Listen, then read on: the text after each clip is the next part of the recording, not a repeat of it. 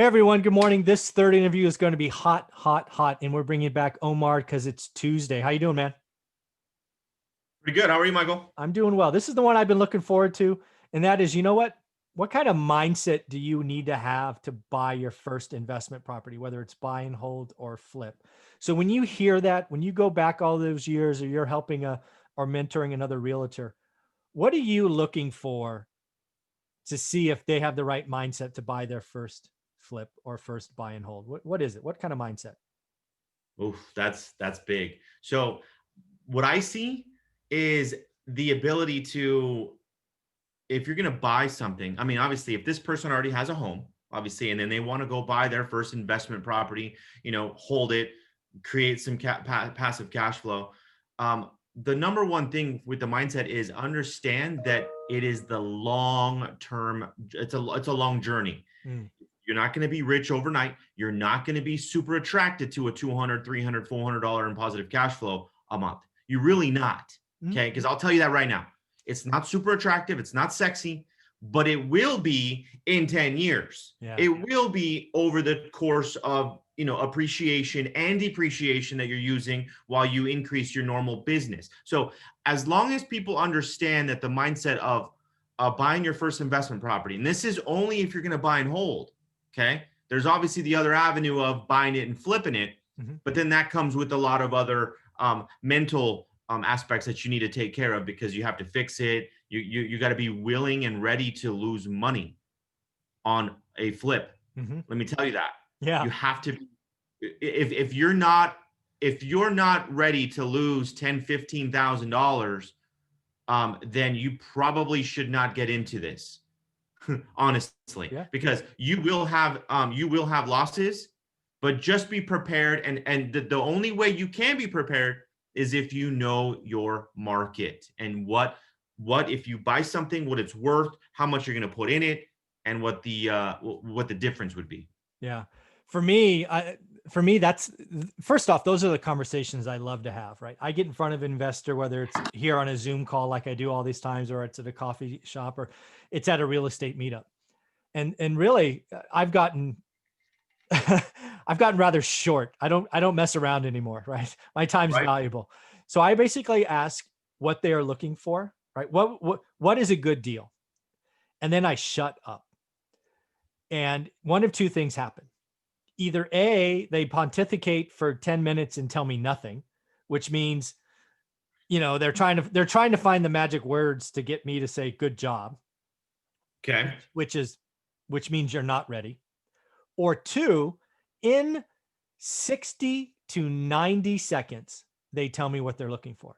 I'm looking for a 3-bedroom, 2-bath in this part of town that rents for 11 or 1200 bucks, right? It's a set of defined criteria that if I wanted, I could go look in the market for them.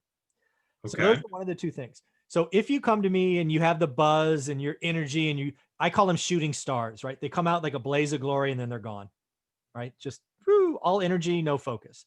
But if you can come to me and go, hey, I'm looking, it could even be, hey, I'm looking for a fourplex because I want a house hack. I needs to be in this part of town. I'd like them to be at least 2 bedrooms and above. I mean, whatever, I don't care what it is. As far as I'm concerned, it could be, hey, I'm looking for a 10,000 square foot house because I want a house hack. I don't really care what the answer is. But if you tell me a defined set of criteria that if I wanted to pull out my phone and go, hey, let's look together, I could. If that's what you bring me and that's the conversation, you are right on the cusp of being a great investor. It's not the 17 buzzwords that you think I'm looking for. It's not the, it's not the Robert Kiyosaki, this or that. It's none of that stuff, folks. It's It's what the, focused on what you want. yeah, what do you want? Right? What do you want to add to what are you looking for? Gosh darn it. So if that's the answer, that's the answer. It's just that important, right? What do you want? That's Yeah, it. that's it. Yeah. Once you know what you want, you go look for it. I mean, it's really that simple. And then, just because if you give me that answer, you've earned the right for more of my time. If you tell me what you want, then I go, great. What's a good deal? Because again, back to interview number 2, I believe every listing, every market, whether it's high desert, Fresno, Detroit, whatever, has bad deals, meaning negative cash flow, average deals, meaning anybody could buy them, good deals, hard to find, or great deals. And if you That's can tell super. me what average is, if you know what you're looking for and you spent the time like I teach in my course and you know what average is, dude, the world's your oyster. Because now you only look at it good and great. Dude, the world is your oyster. It's awesome. Good and great. That's it. Don't look at anything subpar. Don't Yeah. look at anything normal. That's good and great. Meaning good to explain that what's good. $300-400 in positive cash flow. Yeah. Whatever your criteria is, I would tell you, yeah, most markets average is 150 to 200. So good or great could be 300 or 400. For me, it's yield, right? How hard is my money working? How much money do I take out of my account, put in this asset? That asset becomes a bond, produces a yield every year, an expected yield. In my market, it's 6%. It's funny. One of my students in our private group just asked, "Hey, what does everybody look for?" And it's funny to see people reply. Some people look for 10%. Some people look for 12. I responded, I'm looking for 6. Every market has a different average. Wow. Okay. It's an amazing thing. And again, I don't ever tell anybody where to invest. It's not my thing. I don't care. I mean, as far as I'm concerned, invest in Beverly Hills. I don't care. But know what average is. And once you know average, I only want you to write offers in good and great. And then the cherry on top of all of this is once you know what average is, good and great, and you write an offer, you will run away from bidding wars. Oh, 100%. Because if Yeah. you get into that, a great deal can become a bad deal in one counter offer. Yep. Dang, that's good. Yeah. So this is fun. Again, you've got to have the right mindset. You got to get ready. And what else would you tell? Let's flip the script, right? I'm very investor focused. Let's think Okay. about a realtor, right? You got your license. You've done a couple of transactions, but you don't own your first rental. What kind of mindset are you looking for, right? They come to you for their 60-minute weekly or monthly or whatever it is. What are you trying to scratch an itch to see if they're ready to put one of them in on the board for their own? Do they have any money? I love it. That's where I was going to. Do they have any Have you money? saved any money? God damn it. Seriously, you're in the business. You have a few deals going. Did you spend and splurge your whole commission check, Yeah. or did you save $8, $10, $12,000, $15,000 to be able to go and duplicate and feed your money? That's what you want to do. You want to feed it. It Yeah. doesn't want to sit in a bank account. Not at all. Yeah. So Yeah. Well, how hard is your money working? I call that yield. It's amazing. People ask me, what are all your metrics? I'm like, all my metrics. I got one. that's it. I don't know why anybody would want two. I only got one, right? So it's yield, right? How hard is my money working? And that's the name of the game. Like, what's your return on your money that you're That's going to it. invest? I don't get I mean, and the beauty of that, once you get that, once you're comfortable with it, once you own that, what really drives people crazy, Omar, is I can compare an old 1920 one bedroom, one bath house with right? a 20 unit apartment building. And people lose their mind when I tell them I will buy the one bedroom, one bath house every time if it's a higher yield. People lose it. They're like, why would you do that? You have 20 tenants over here and one. If you have a vacancy, you're 100% vacant, blah, blah, blah, blah, blah, blah, blah. I'm like, you can go broke buying 20 units. I mean, Yes, you can. bigger is better is a nice social media quote. And it's nice to talk about units. I don't care about any of that stuff. I want to be financially free and I'm going to buy the thing that has the best return. So, I mean, people lose their mind when I tell them that. It's crazy. That's insane. And you know what? That right there, Michael, and exactly what you just said about the 20 units and a small little 1-in-1. I literally was gonna 1031 my 3-in-1 that I paid 40 grand for a long time ago, and it's 11 years ago, so it's paid itself off 10 times, right? And it's 1250 a month in rent. Okay, I have no debt on this house, and I was gonna take the 250,000 it's worth and go dump it into $1 million, 8-plex, 10-plex, or whatever the case. But that little house at 40K, I will never be able to get that return even on that 10-plex. For me paying 40 grand and I received $13,000, $14,000 a year in pure profit. I mean, that's without me doing anything. Yeah. So I kept the house. I didn't demo it. I didn't want to build nothing on it. I just kept it. I said, you know what? I'm just going to keep it.